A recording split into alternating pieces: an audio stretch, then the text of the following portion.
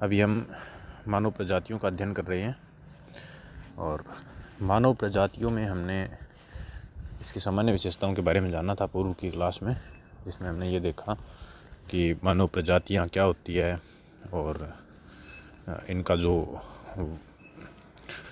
जनजातियों से किस प्रकार से ये भिन्न होती है।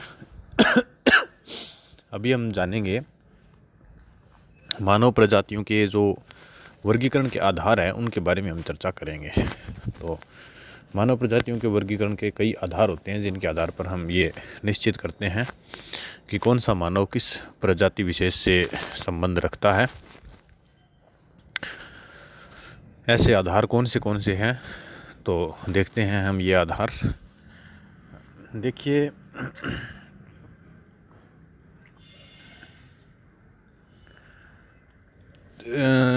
सबसे प्रमुख इसका जो एक नंबर पे हम जिसे रख रहे हैं वो है त्वचा के रंग के आधार पर।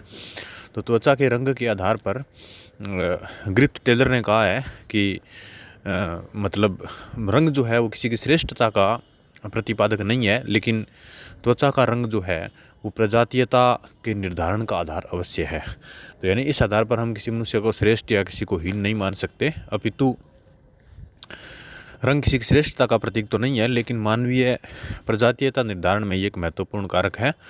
और रंग के आधार पर कई प्रकार की प्रजातियां बताई जा सकती है, जैसे श्वेत प्रजाति या काली प्रजाति और पीली प्रजाति। इस प्रकार से कई प्रकार की प्रजातियां होती है वर्ण के आधार पर या रंग के आधार पर। तो इस प्रकार से रंग के आधार पर कई मानव प्रजातियां होती है। अभी दूसरा जो आधार है वो है कद, यानी हाइट। तो हाइट के आधार पर भी मनुष्यों को कई प्रजातियों में वर्गीकृत किया जा सकता है। कुछ सभी मनुष्य एक समान लंबाई के नहीं होते, जैसे कई लंबे कद के होते हैं, कई ठिगने कद के होते हैं, कई मध्यम कद के होते हैं। तो इस आधार पर हम कद को भी प्रजातीयता के निर्धारण का एक प्रमुख कारक मान सकते हैं, जिसमें मुख्यतः हम 3 प्रकार के वर्गीकरण इसमें करेंगे: लंबे कद वाली प्रजाति और मध्यम कद वाली प्रजाति और ठिगने कद की प्रजाति अथवा छोटे कद की प्रजाति। और इन सभी प्रजातियों में मतलब से जो कद जो है उनका कोई वैसे पैमाना नहीं है। विभिन्न विद्वानों ने भिन्न भिन्न प्रकार से इसमें बताया है। जैसे जो पुरुष की ऊंचाई है वो 130 सेंटीमीटर और पुरुष की ऊंचाई सामान्यतः 130 सेंटीमीटर से 200 सेंटीमीटर तक और स्त्रियों की ऊंचाई 120 सेंटीमीटर से 187 सेंटीमीटर के बीच में होती है। और इसमें जो है वो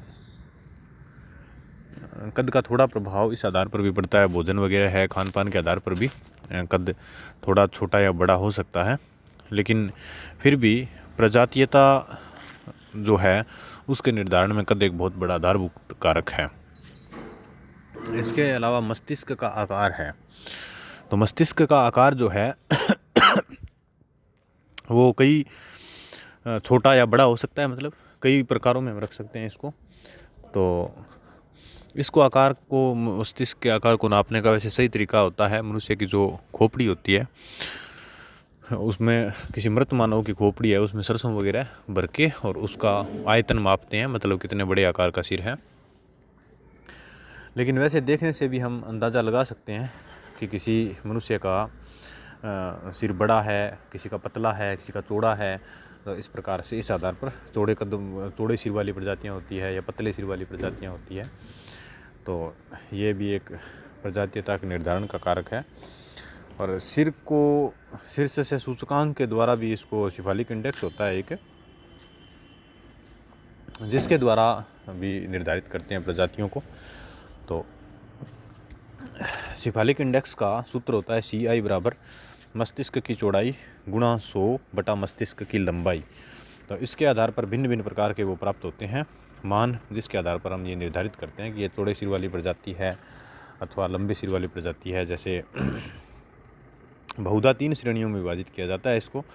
78.5 से कम सूचकांक को लंबा मस्तिष्क, 78.6 से 82.5 तक मध्यम और इससे अधिक सूचकांक को चौड़े मस्तिष्क के अंतर्गत रखा जाता है। तो लंबा मस्तिष्क 78.5 से कम, मध्यम मस्तिष्क 78.6 से 82.5 और चौड़ा मस्तिष्क 82.5 से अधिक होता है। तो ये मस्तिष्क का आकार जो है वो एक प्रमुख कारक है प्रजातीयता के निर्धारण में। इसके पश्चात है चेहरे का आकार। तो चेहरा भी सभी लोगों का एक समान नहीं होता, भिन्न भिन्न प्रकार का होता है। विविध प्रकार के चेहरे होते हैं। किसी का चपटा चेहरा होता है, किसी का चौड़ा होता है, किसी की थोड़ी बाहर की ओर निकली हुई होती है, किसी के अंदर की ओर बैठी हुई होती है। तो सामान्यतः चीनी और पोलैंड के वासियों के चेहरे अधिक सपाट आकार के होते हैं और स्कैंडिनेविया अथवा नाइलोटिक अफ्रीकन चेहरों की संकीर्णता की अपेक्षा चौड़ाई अधिक होती है। तो इस प्रकार से यह भी एक चेहरे का आकार जो है वो भी प्रजातीयता के निर्धारण का आधार है। इसके पश्चात में हम रखते हैं नाक का आकार। नाक भी कई प्रकार का हो सकता है, किसी का पतला हो सकता है, किसी का चौड़ा नाक हो सकता है। इसको भी एक नासिका सूचकांक के माध्यम से हम निकालते हैं और जिसका नथुनों की चौड़ाई और लंबाई के अनुपात को 100 से गुणा करने से प्राप्त सूचकांक के आधार पर लंबी नाक 70 से कम, मध्यम नाक 70 से 84 और छोटी नाक 84 से अधिक होती है।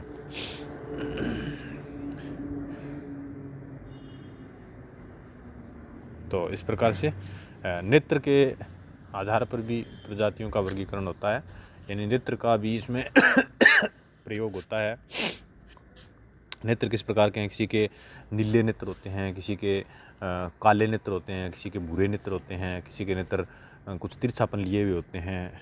तो इस प्रकार से हम नेत्रों को भी एक आधार मान सकते हैं।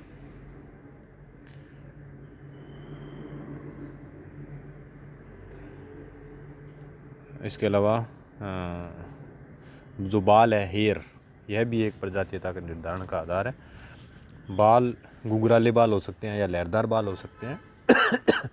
तो इसका भी हम प्रजातीयता के निर्धारण में प्रयोग करते हैं।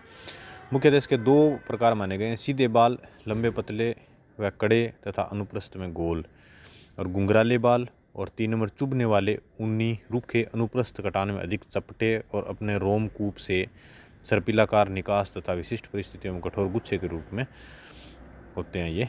तो इस प्रकार से बालों के आकार के आधार पर भी कई प्रकार की प्रजातियों में हम विभाजित कर सकते हैं मनुष्यों को।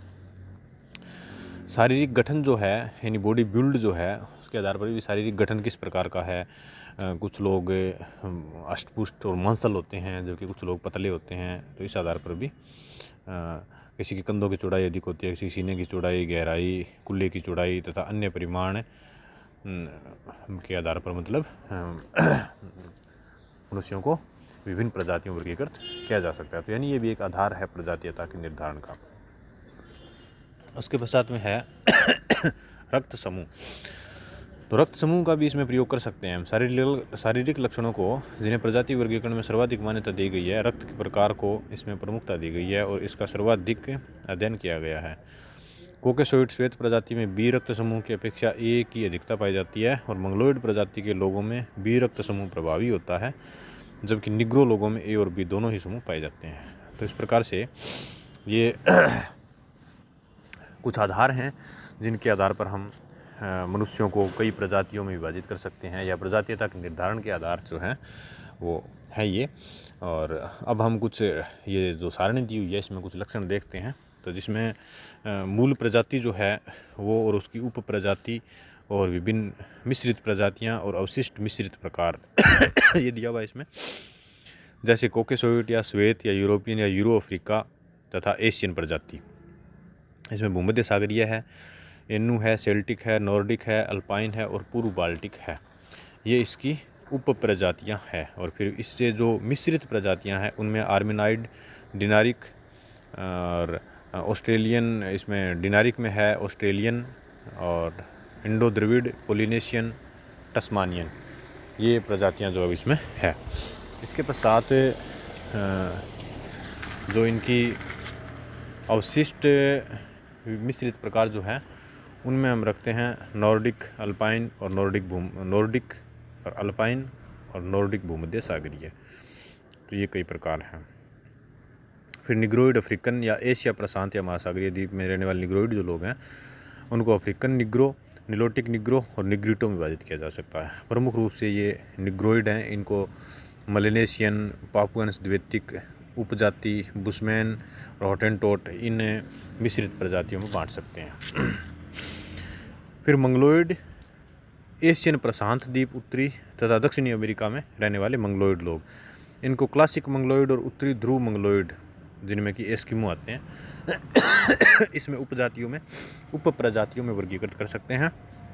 और इनकी जो मिश्रित प्रजातियां हैं उनमें मलय मंगलोइड, इंडोनेशियन मंगलोइड और अमेरिकी इंडियंस, ये इसकी प्रमुख मिश्रित प्रजातियां हैं।